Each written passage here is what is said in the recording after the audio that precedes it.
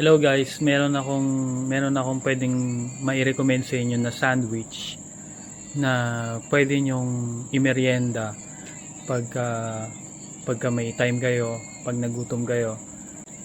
Tatlong wheat bread siya, medyo malalaking bread yon. Tapos iinit nyo lang, then may lettuce, pipino, pwede nyo rin lagyan ng kamatis, pero sa akin nilagyan ko lang kasi ng pipino, and burger patty. Kayo nang bahala kung pwede kayong bumili sa labas, pero sa amin kasi meron akong recipe nun, homemade talaga na patty, burger patty, tapos may cheese and scrambled egg.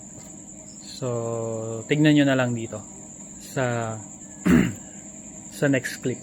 Okay.